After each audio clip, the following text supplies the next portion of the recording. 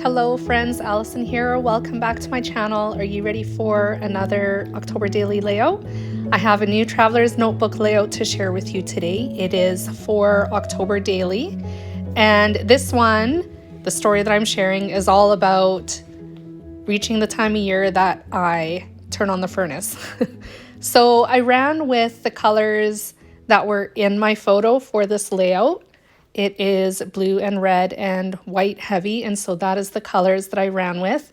And I thought that because I'm focusing on the theme of being cold and chilly and needing to turn on the furnace as a result, snowflakes would work really, really well for telling the story.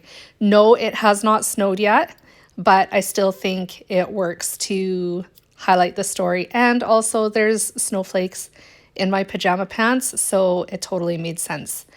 I created those snowflakes with my Cricut. They were a draw cut file. So I drew them and then cut them using various shades of blue and gray. And they are going to be attached to the layout in just a minute here. Right now, what I'm doing is working on some word phrases that I want to add to this layout. I stamped them both. They came from two different Close to My Heart stamp sets that I have in my stash. I'll be sure to link all the products that I used today in this layout in the description box down below, so you are able to find them really easily. I used Close to My Heart sapphire ink to stamp those phrases. So here's the snowflakes that I mentioned just a moment ago. They were drawn with a few different colors of blue pens from Cricut, and then it was cut as well.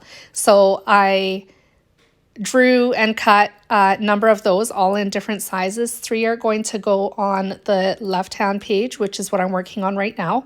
That's my photo. This page this layout is a double page layout. Both pages measure 4 inches wide by 8¼ inches tall. So it's going outside the page protector in my October daily album, as well as my previous layouts so far. I haven't decided whether or not there are going to be any pages in a page protector just yet. Probably not, but we shall see. Time will tell.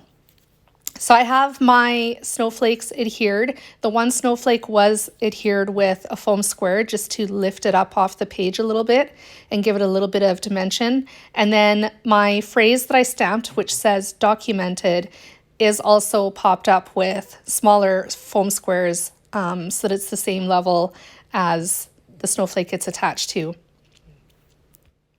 So right now I'm just working on marking out a box with a pencil for where the journaling is going to go. I don't want the journaling to go to all 4 edges of that white open space. I'd like it to be contained within an imaginary box, so to speak. So I do use a pencil and my straight edge ruler to mark out those lines. And then I go ahead and make lines inside that box so I can keep my journaling straight. One of my favorite hacks for using a T-square ruler, also known as my straight edge ruler, because it doubles as both, I like to hang it off of my craft mat so that it has something to hang onto and grab onto, so I can be sure that those lines are perfectly straight each and every time I use my straight edge ruler, my T-square ruler. So I definitely encourage you to try that in your crafting if you have not done so already. I'm just using a black pen that I have in my stash for writing out the journaling, and then I'll be using that same pen just to go over the lines inside my imaginary box to cover up those pencil marks. I do erase the pencil marks later on after this video is done. I'm just saving you the pain of having to watch that because we all know how erasing works, and I don't think it's necessary. So here I'm just adding those lines, and I'm pretty well done this layout. I'm going to attach my last 3 snowflakes. The largest one is going to go on the bottom, as well as one of the smallest ones, and then the last small snowflake is going to go at the top. I'm attaching that one first with a foam square, and then the last one will also be attached with a foam square. And my last phrase, which says simple joys, is going to be adhered over top of that last small snowflake. And with that, this layout is done. Oh, and by the way, I do ink the edges of that little phrase as well, just so that it has a little bit more presence on the stuff that it is layered over top of. That's it, friends. I do have close-ups coming up, so feel free to stick around for that. And if you'd like to see more October daily videos, be sure you hit the subscribe button as well as the like and comment as well. I'd love to hear from you. And I will be back again soon with more creative inspiration. Take care, friends. Bye.